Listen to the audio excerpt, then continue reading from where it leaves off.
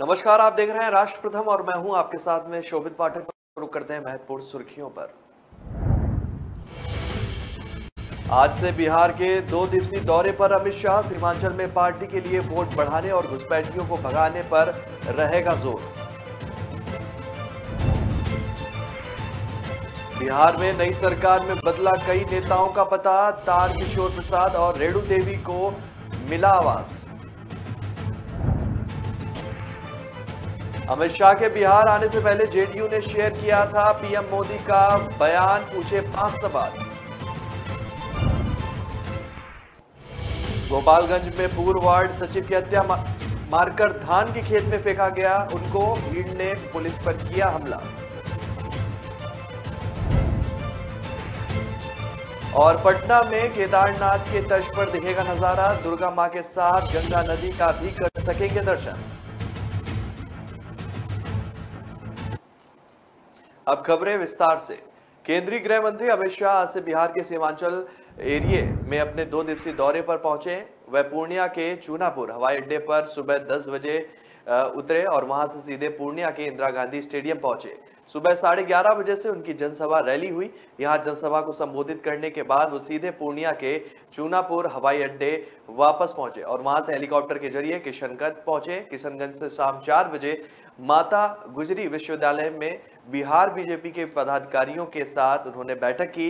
Bihar BJP core group की यह बैठक शाम 5 बजे शुरू हो चुकी है और अमित शाह का यह दौरा कई मायनों में खास माना जा रहा है। दरअसल अमित शाह के इस दौरे से ठीक एक दिन पहले देश के 11 राज्यों में ताबड़तोड़ छापेमारी कर एनआईए और ईडी ने पीएफआई के 106 लोगों को गिरफ्तार कर अपने इरादे साफ कर दिए हैं और इस कार्रवाई में पीएफआई के पूर्णिया कार्यालय में भी छापेमारी हुई थी। ऐसे में रैली से जो है रैली में आतंकवाद, अलगाववाद और घुसपैठ के खिलाफ इसे कड़ा संदेश माना जा रहा है।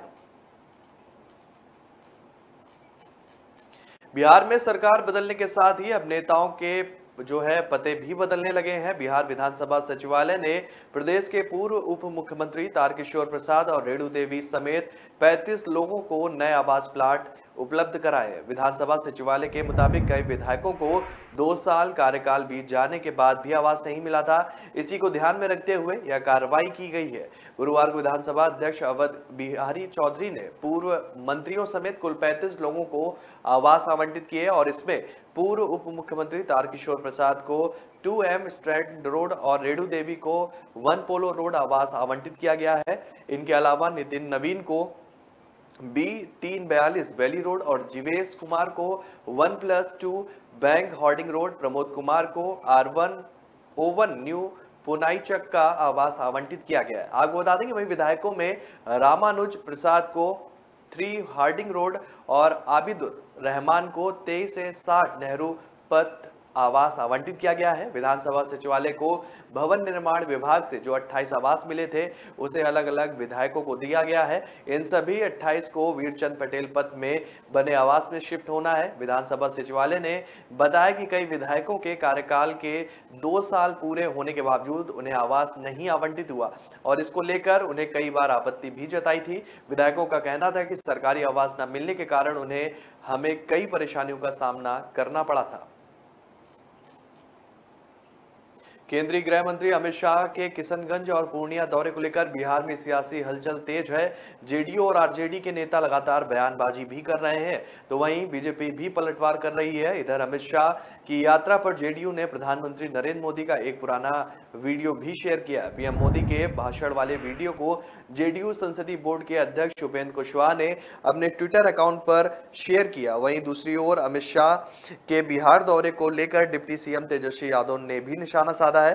तेजस्वी यादव ने कहा कि 2014 में मोदी जी ने पूर्णिया रैली में बीजेपी सरकार बनने पर बिहार को विशेष राज्य का दर्जा, विशेष पैकेज और विशेष ध्यान देने का संकल्प किया था, लेकिन 8 वर्ष बाद भी सरकार में रहने के बावजूद अब वो इस पर क्यों शर्माते हैं?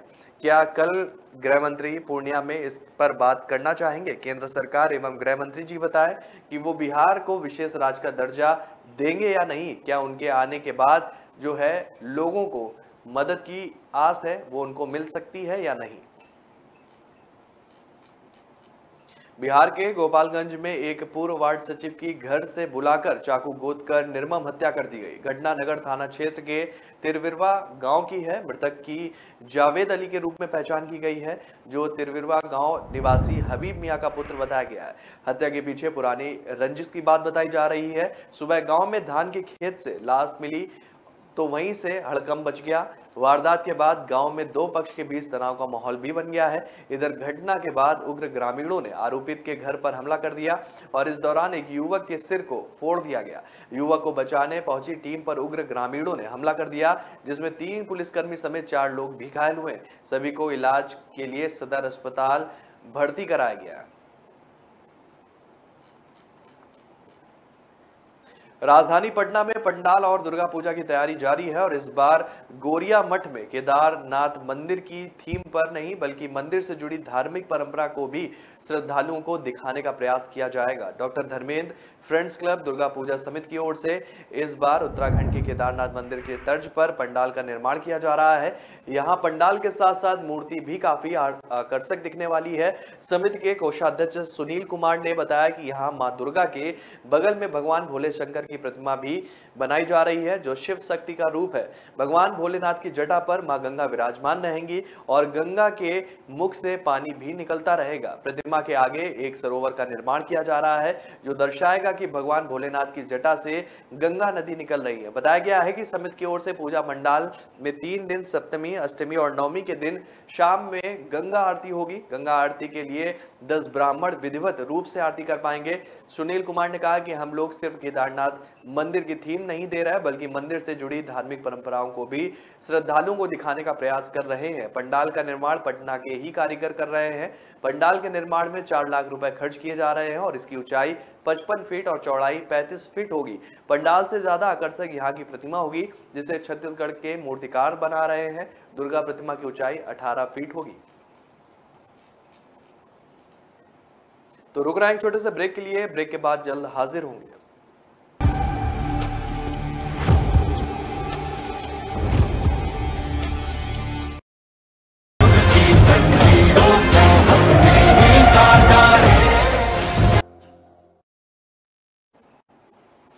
ब्रेक के बाद फिर स्वागत है आपका। रुक करते हैं आगे की खबरों पर।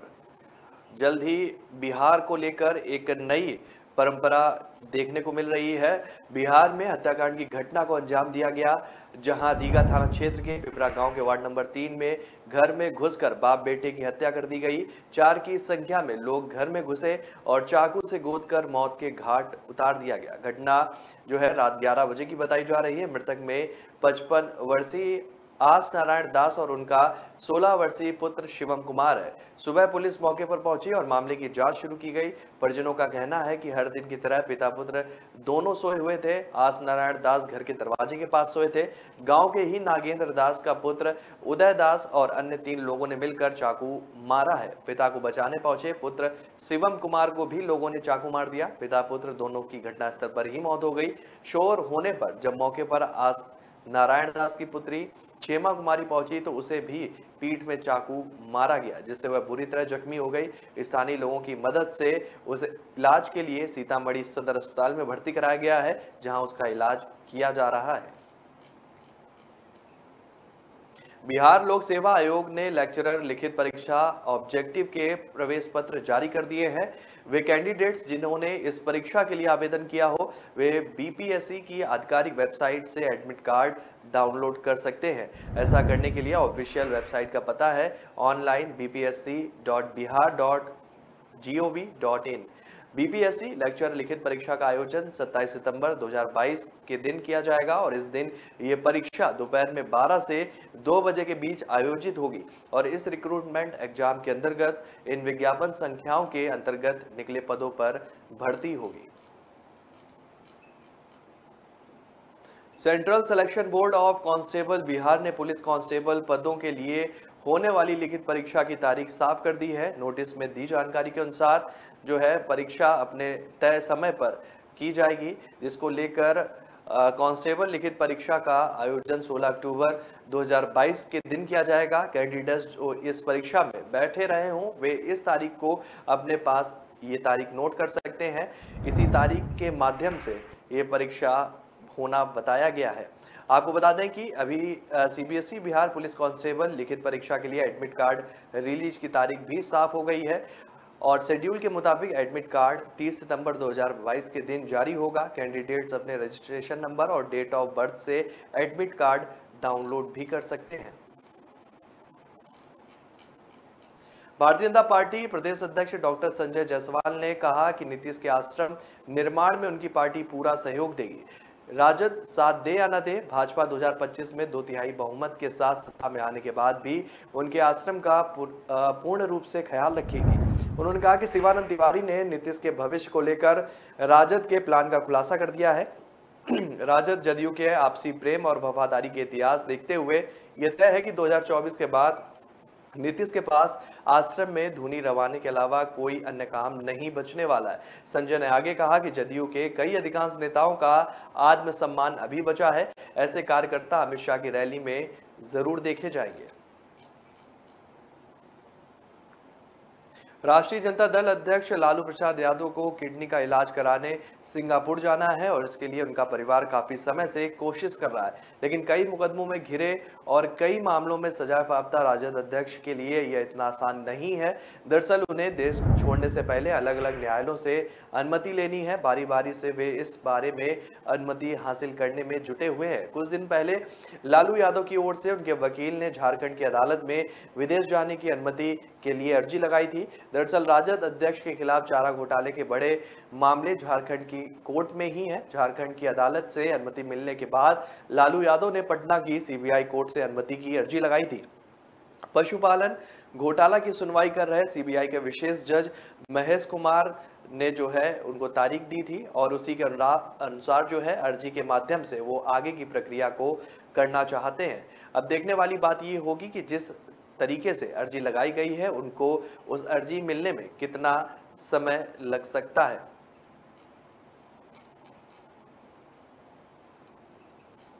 तो रुक रहे हैं छोटे से ब्रेक के लिए। ब्रेक के बाद जल्द हाजिर होंगे।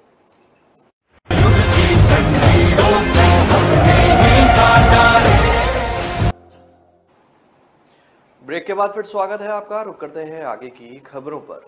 आदेश के अवहेलना मामले में अपर जिला जज प्रथम मनोज कुमार की अदालत ने रोहतास एसपी पर 10,000 रुपए का जुर्माना लगाया और इसके साथ ही अगली तिथि को संदेह उपस्थित रहने के लिए कहा है। नगर थाना अध्यक्ष को भी कारण बताओ नोटिस जारी कर जवाब मांगा गया है। ऐसा नहीं करने पर पूरे मामले को हाईकोर्ट के संज्ञान में लाने की भी बात कही गई है। जानकारी के अनुसार सासाराम नगर थाने में 22 अक्टूबर 1996 को एक जानलेवा हमले का मामला दर्ज किया गया था। आरोपित स्थानीय तकिया निवासी धुरा उर्फ विजय खटीक को कोर्ट में पेश नहीं होने पर वर्ष 2003 में उसकी जमानत अर्जी खारिज कर दी गई थी। इसके बाद पेशी के लिए कई बार कोर्ट ने आरोपित के खिलाफ गैर जमानती वारंट व कुर्की जब्ती का आदेश जारी किया, जिसके बावजूद नगर थाने की पुलिस ने मामले में कोई भी संज्ञान नहीं लिया। कोर्ट ने इसे अवमानना मान रोहतास एसपी आशीष भारती को भी पत्र लिख स्थिति स्पष्ट कराने को कहा। एसपी आशीष भारती द्वारा भी कोई रुचि नहीं दिखाए जाने पर कोर्ट ने एसपी को 20 सितंबर 2022 को सदैव उपस्थित होने का आदेश जारी किया था। इसके बाद भी एसपी विधि व्यवस्था में व्यस्त होने का हवाला दे कोर्ट में उपस्थित नहीं हुए। इसी वजह से नाराज कोर्ट ने उन पर जुर्माना लगाया। जुर्माने की राशि जिला विधिक प्राधिकार को अगली सुनवाई से पूर्व जमा करानी होगी। आपको बता देंगे इससे पूर्व भी एसपी के बदले पेशी पर पहुंचे मुख्यालय डीएसपी सरोज कुमार शाह को नाराज कोर्ट ने कोर्ट रूम में ही 6 घंटे खड़ा रहने का दंड दिया था। बिहार के राज्यपाल फागू चौहान की तबीयत ठीक नहीं है। गुरुवार को उनके बीमार होने के बाद पटना स्थित Indira Gandhi institute of medical science में भर्ती उन्हें कराया गया। उन्हें बुखार और यूरिन इन्फेक्शन की शिकायत थी। आईजीआईएमएस में इलाज के बाद अपेक्षित सुधार नहीं होने पर सतर्कता बरतते हुए राज्यपाल को अखिल भारतीय आयुर्विज्ञान संस्थान नई दिल्ली रेफर कर दिया गया। राज्यपाल फागू चौहान को एयर एम्बुलेंस से सुबह पटना से दिल्ली ले जाया गया। बताया जा रहा है कि राज्यपाल आईजीआईएमएस में आने से 2 दिन पहले उन्हें बुखार की चपेट में थे। उन्हें गुरुवार की सुबह जो है यूरोलॉजी विभागाध्यक्ष डॉक्टर राजेश कुमार तिवारी की यूनिट में भर्ती किया गया था। उनका पहले से एंजियोप्लास्टिक होने के कारण कार्डियोलॉजी विभाग के डॉक्टरों ने भी उन्हें देखा। यूरोलॉजी विभागाध्यक्ष प्रोफेसर राजेश कुमार तिवारी ने बताया कि यूरिन इन्फेक्शन होने के कारण हाई फीवर है। उन्हें पहले से ही इंडोक्रायोनॉली हृदय रोग की परेशानी है। उन्हें गुरुवार की शाम ही एम्बुलेंस से दिल्ली भेजने की तैयारी चल रही थी। हालांकि रात को उन्हें पटना में ही रखा गया था। शुक्रवार सुबह उन्हें अस्पताल के डॉक्टर की निगरानी में दिल्ली ले जाया गया। स्थानीय थाना क्षेत्र के सरहुला गांव के समीप दुर्गावती मुख्य नहर पथ पर ट्रैक्टर में पीछे से बाइक ने टक्कर मार दी, जिस पर सवार 2 लोगों की मौके पर ही मौत हो गई। तीसरा सवार गंभीर रूप से घायल बताया गया है। मृतकों में शिवाजी सिंह, ग्राम सौवाड़, थाना नटवाल, जिला रोहतास में मोहनिया थाना क्षेत्र के दादर ग्राम निवासी रामभोग शर्मा के पुत्र कुंदन शर्मा का भी नाम शामिल है। अधवार ग्राम निवासी मदन सिंह गंभीर रूप से घायल हुए हैं। घटना देर शाम की बताई जाती है। प्राप्त जानकारी के अनुसार अधवार ग्राम निवासी मदन सिंह के यहाँ श्राद्ध के भोज का आयोजन था, जिसमें शामिल होने के लिए रिश्तेदार व संबंधी आए हुए थे।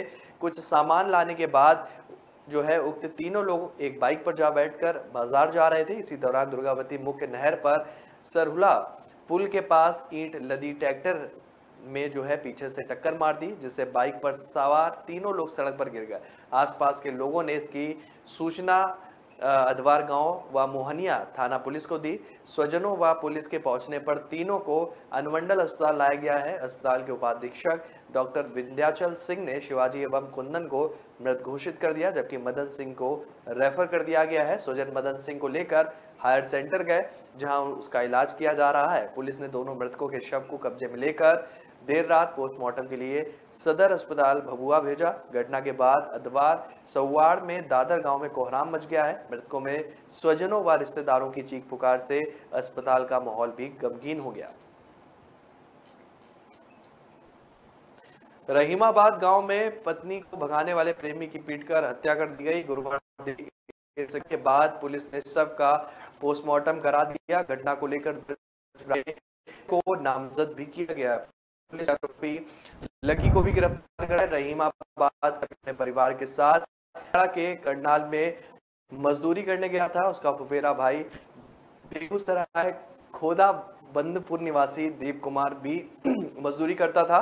दोनों एक ही जगह पर काम करते थे। वहीं दीपक को अपने फुफेरे भाई लकी कुमार की पत्नी प्रियंका देवी से प्रेम हो गया। प्रेम इतना परवान चढ़ा कि दीपक अपनी पत्नी को लेकर करनाल स्थित उस आवास से फरार होकर दूसरे आवास पर चला गया। वहीं प्रेमिका भी अपने दोनों बच्चों के साथ रहने लगी। प्रेमिका को 4 बच्चे हैं और इस बीच लकी अपने बच्चों को लेकर सोमवार को ताजपुर के रहीमाबाद चला गया। सारी घटना की जानकारी स्वजन को दी गई। लकी के बड़े भाई पंकज ने बुधवार को फोन पर काफी समझा बुझाकर दोनों को वापस रहने के लिए राजी किया। बिहार के सारण जिले में एक बार फिर से जहरीली शराब कांड होने का अंदेशा है। जिले के मडौरा थाना क्षेत्र के छोटा नौतन गांव में एक आदमी की शुक्रवार भीड़ परिस्थितियों में मौत हो गई, जबकि करणपुरा गांव के एक की आंख की रोशनी चली गई। रोशनी खो चुके व्यक्ति का इलाज सदर अस्पताल में चल रहा है। दूसरी तरफ मृतक के स्वजन हार्ट अटैक की बात मान रहे हैं। बताया जा रहा है कि मृतक व्यक्ति शराब पीने का काम करता था। आंख की रोशनी खोने के वाले स्वजन बता रहे हैं कि दोनों ने महुआ वाली देशी शराब पी थी। प्राप्त जानकारी के अनुसार छोटा नौतन के त्रिभुवन राउत के मौत संदेह की स्थिति में हो गई। बगल के